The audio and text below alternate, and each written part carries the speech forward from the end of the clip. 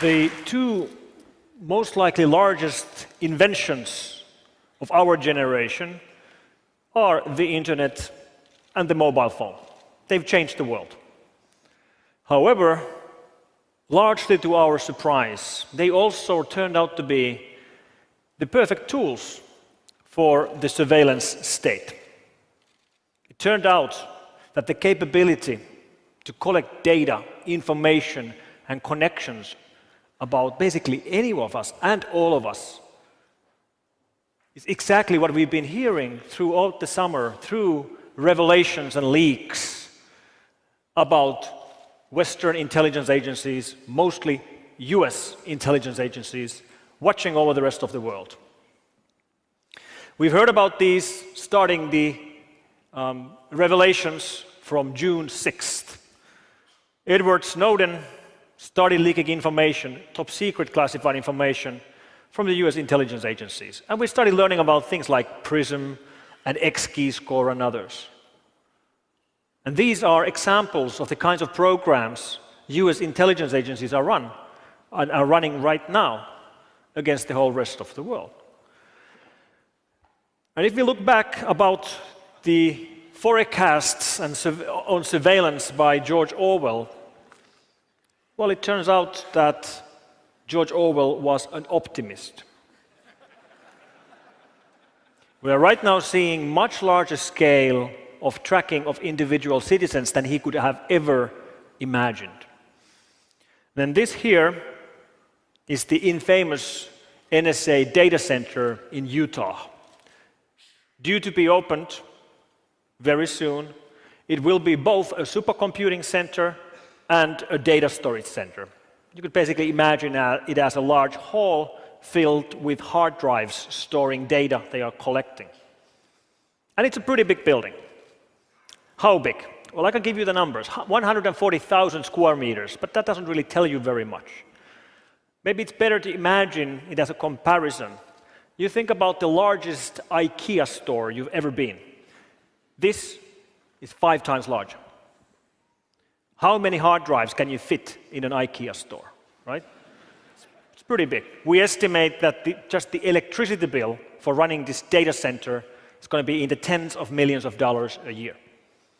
And this kind of wholesale surveillance means that they can collect our data and keep it basically forever. Keep it for extended periods of time. Keep it for years. Keep it for decades. And this opens up completely new kinds of risks to us all. And what this is that it is wholesale blanket surveillance on everyone. Well, not exactly everyone, because the US intelligence only has a legal right to monitor foreigners. They can monitor foreigners when foreigners' data connections end up in the United States or pass through the United States. And monitoring foreigners doesn't sound too bad until you realize that I'm a foreigner and you're a foreigner. In fact, 96% of the planet are foreigners. Right?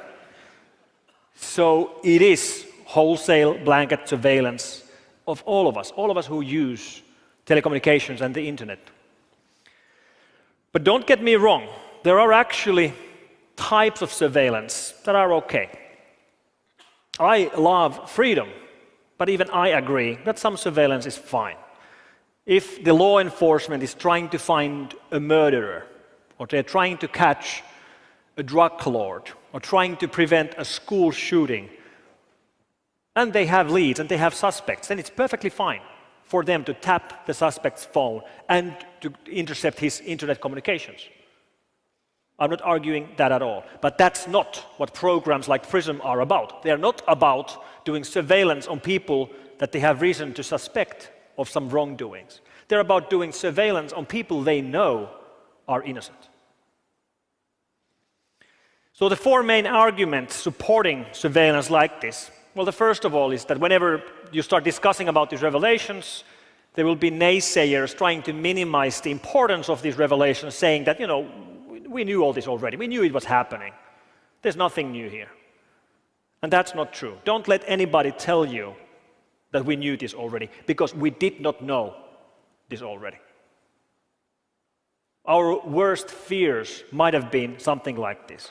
But we didn't know this was happening. Now we know for a fact it's happening.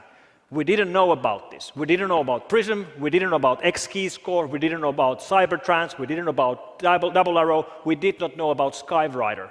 All these different programs run by US intelligence agencies. But now we do.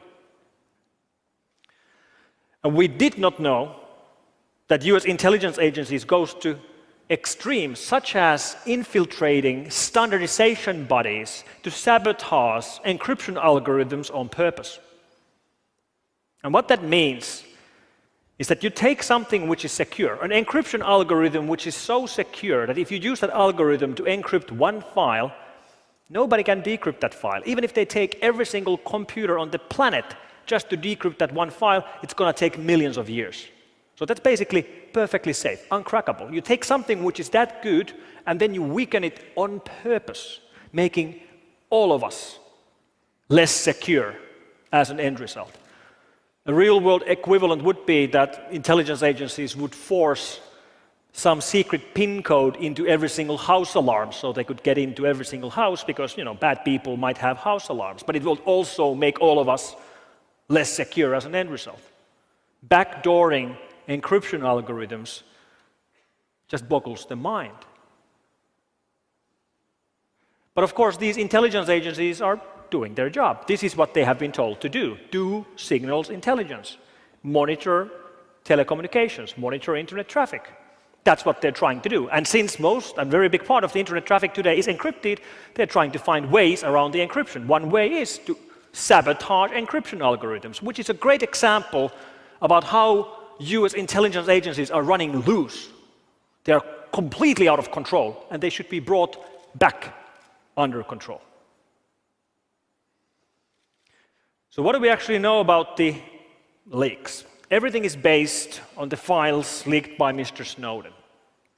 The very first PRISM slides from the beginning of June detail a collection program where the data is collected from service providers, and they actually go and name the service providers they have access to. They even have a specific date on when the collection of data began for each of the service providers. So for example, they named that collection from Microsoft started on the 11th of September 2007, for Yahoo on the 12th of March 2008, and then others, Google, Facebook, Skype, Apple, and so on. And every single one of these companies denies. They all say that this simply isn't true, that they are not giving backdoor access to their data. Yet, we have these files. So is one of the parties lying, or is there some other alternative explanation? And one explanation would be that these parties, these service providers, are not cooperating. Instead, they've been hacked.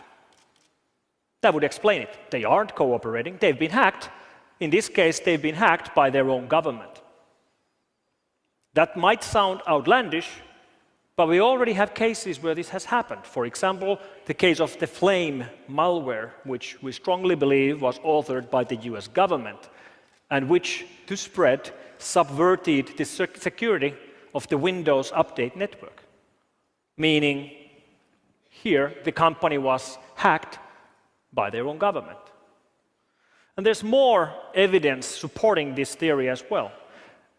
Der Spiegel from Germany leaked more information about the operations run by the elite hacker units operating inside these intelligence agencies. Inside NSA, the unit is called TAO, Tailored Access Operations, and inside GCHQ, which is the UK equivalent, it's called NAC, Network Analysis Center. And these recent leaks of these 3 slides detail an operation run by this GCHQ intelligence agency from United Kingdom targeting a telco here in Belgium. And what this really means is that an EU country's intelligence agency is breaching the security of a telco of a fellow EU country on purpose. And they discuss it in their slides completely casually. Business as usual. Here's the primary target, here's the secondary target, here's the teaming. They probably have a team building on Thursday evening in a pub. They even use cheesy PowerPoint clip art like, success when they gain access to services like this. What the hell? Then there's the argument that, okay, yes, this might be going on, but then again, other countries are doing it as well. All countries spy. And maybe that's true. Many countries spy, not all of them. But let's take an example. Let's take, for example, Sweden. I'm speaking Sweden because Sweden has a little bit similar law to the United States. When your data traffic goes through Sweden, their intelligence agency has a legal right by the law to intercept that traffic. All right, how many Swedish decision makers and politicians and business leaders use every day US-based services, like, run Windows or OS X, or use Facebook or LinkedIn, or store their data in clouds like iCloud or SkyDrive or Dropbox, or maybe use online services like Amazon Web Services or Salesforce? And the answer is every single Swedish business leader does that every single day. And then we turn it around. How many American leaders use Swedish webmails and cloud services? And the answer is 0. So this is not balanced. It's not balanced by any means, not even close. And when we do have the occasional European success story, even those then typically end up being sold to the United States. Like Skype used to be secure. It used to be end-to-end encrypted. Then it was sold to the United States. Today, it no longer is secure. So once again, we take something which is secure and then we make it less secure on purpose, making all of us less secure as an outcome. And then the argument that the United States is only fighting terrorists. It's the war on terror. You shouldn't worry about it. Well, it's not the war on terror. Yes, part of it is war on terror. And yes, there are terrorists, and they do kill and maim, and we should fight them. But we know through these leaks that they've used the same techniques to listen to phone calls of European leaders, to tap the email of presidents of Mexico and Brazil, to read email traffic inside United Nations headquarters and EU Parliament. And I don't think they're trying to find terrorists from inside EU Parliament, right? It's not the war on terror. Part of it might be. And there are terrorists, but are we really thinking about terrorists as such an existential threat that we're willing to do anything at all to fight them? Are the Americans ready to throw away the Constitution and throw it into trash just because there are terrorists? And the same thing with the Bill of Rights and all the amendments and the Universal Declaration of Human Rights and the EU conventions on human rights and fundamental freedoms and the press freedom. Do we really think terrorism is such an existential threat we're ready to do anything at all? But people are cared about terrorists. And then they think that maybe that surveillance is okay because, they have nothing to hide. Feel free to survey me if that helps. And whoever tells you that they have nothing to hide simply haven't thought about this long enough.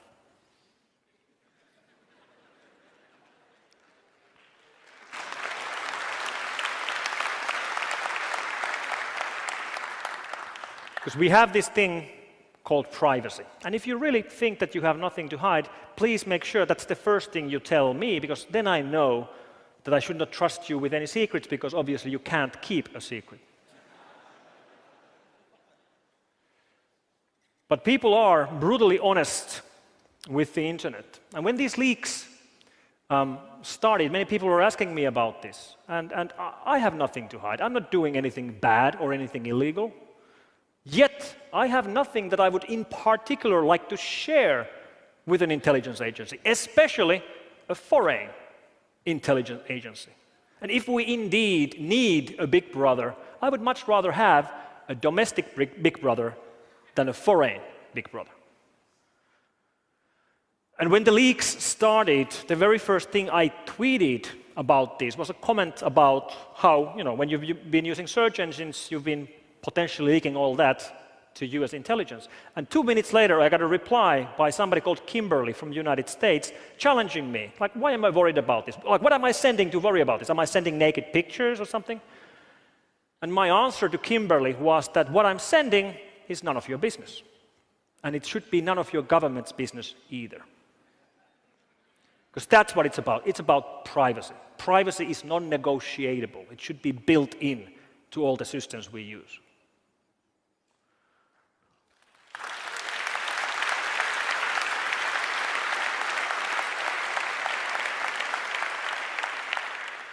And one thing we should all understand is that we are brutally honest with search engines.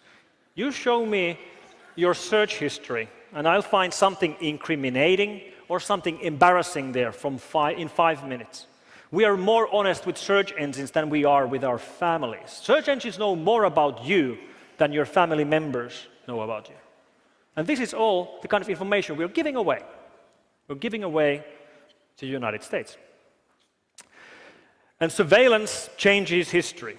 We know this through examples of corrupt presidents like Nixon. Imagine if he would have had the kind of surveillance tools that are available today. And let me actually quote the president of Brazil, Ms. Dilma Rousseff. She was one of the targets of NSA surveillance. Her email was read, and she spoke at the United Nations headquarters, and she said, if there's no right to privacy, there can be no true freedom of expression and opinion, and therefore there can be no effective democracy. That's what it's about. Privacy is the building block of our democracies.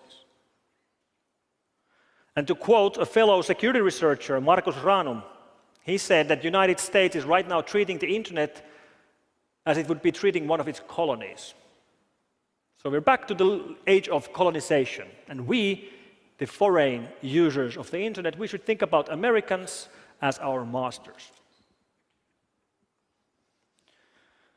So Mr. Snowden, he's been blamed for many things. Some are blaming him for causing problems to the US cloud industry and software companies with these revelations. And blaming Snowden for causing problems to the US cloud industry would be the equivalent of blaming Al Gore for causing global warming.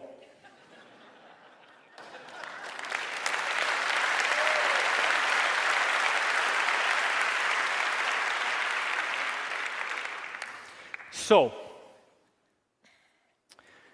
what is there to be done? Should we worry? No, we shouldn't worry. We should be angry, because this is wrong, and it's rude, and it should not be done. But that's not going to really change the situation. What's going to change the situation for the rest of the world is to try to steer away from systems built in the United States. And that's much easier said than done. How do you do that? A single country, any single country in Europe cannot replace and build replacements for the US-made operating systems and cloud services. But maybe you don't have to do it alone. Maybe you can do it together with other countries. And the solution is open source. By building together open, free, secure systems, we can go around such surveillance. And then one country doesn't have to solve the problem by itself. It only has to solve one little problem. And to quote a fellow security researcher, Haron Mer, one country only has to make a small wave. But those small waves together become a tide. And the tide will lift all the boats up at the same time. And the tide we will build with secure, free, open source systems will become the tide that will lift all of us up and above the surveillance state. Thank you very much.